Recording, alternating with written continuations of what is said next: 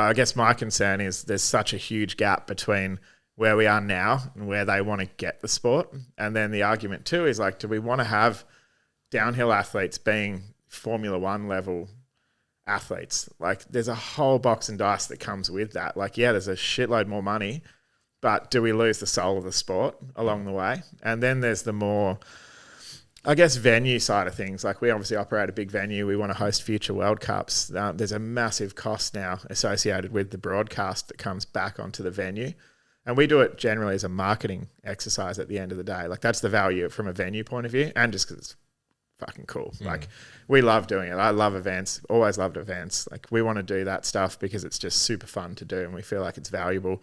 We can make a contribution to the sport, but it's hard now. A lot of the smaller venues I think are going to get squeezed out, and you're going to see these big venues that have big dollars, big government behind them. I mean, you even see it a bit in Australia, to be honest. Like, do you get grants and stuff to host it? Yeah, we do. But I guess we have a small government. So to put it in perspective, to host a Enduro World Cup, several $100,000 in outgoings, and you don't bring a fraction of that in. Like there's no way you could just pop up a bike park and go, hey, I'm going to host an Enduro World Cup and fund it yourself. Like it just doesn't happen.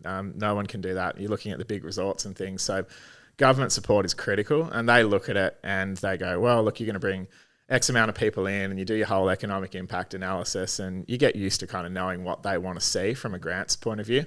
So that's a huge part of it. But if we go to the government and say, hey, we need millions of dollars to host a World Cup, the value proposition's not there. So I guess on one side, I worry that you're going to lose some of those core kind of rider-focused venues like us, where we're still working towards it. Like hopefully we can figure it out. But it's hard from a financial point of view. How much more are they asking? Not how much are they asking me, how much more are they asking for than they used to? Or you can tell me how much, it's up to you. I don't know if that's information. Yeah, I don't have the exact figures. Like I was in New Zealand the other week. We're trying to kind of work out a bit of a thing where New Zealand hosts a World Cup, we host a World Cup, we kind of kick off the series. So we're doing a bit of work in that space. It costs a lot. Like it's not hundreds of thousands of dollars. It's a lot more than that. But would it be like just from going off last year to now, just say, is it double or is it not quite double? Or Yeah, probably double. But I don't we haven't got to that point in our discussions with Warner Brothers about exactly what it's going to look like. You just know it's gone up a lot. It's gone up a lot. Yeah, it's definitely gone up a lot. And look, the broadcast is good. The commentary is a whole other piece. Like, I don't know whether you want to open that can of worms, but no, go to town. Yeah. go to town. Oh, look, honestly, I think Rick did a good job. Like, I think he did pretty good. I think when Gwyn was involved, it was awesome.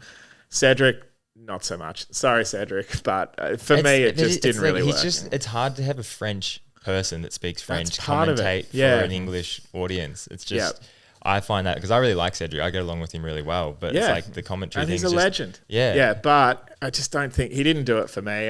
When you've got guys like Carlso, who I think would be great, Win Masters, who would be great, there's a bunch of the women that would be great.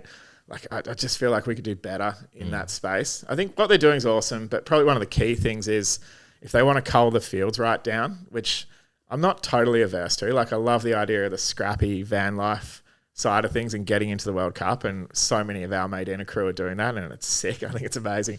But if you want to cull those fields down and squeeze those guys and girls out, we need a really good feeder series, and that's one of the things that we're trying to work on down here. Like in Europe, you've got the IXS Cup, which is a pretty big series and acts as sort of a de facto feeder series into the World Cup, which is awesome. But we got nothing down here. You've got Oz Cycling trying to piece together this national series. They're not really doing it properly. They're not really working with the venues properly.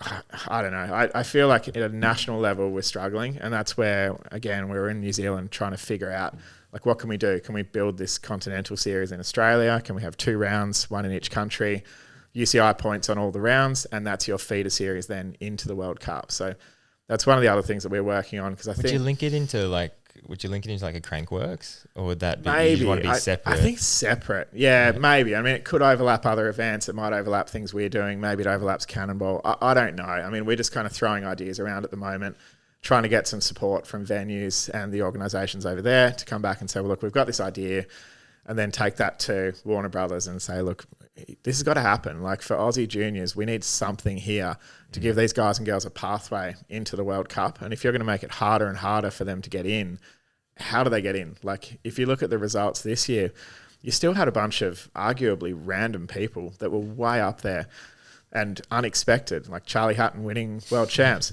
Amazing. Like, yeah, a bunch of people probably expected it. I sure as shit didn't.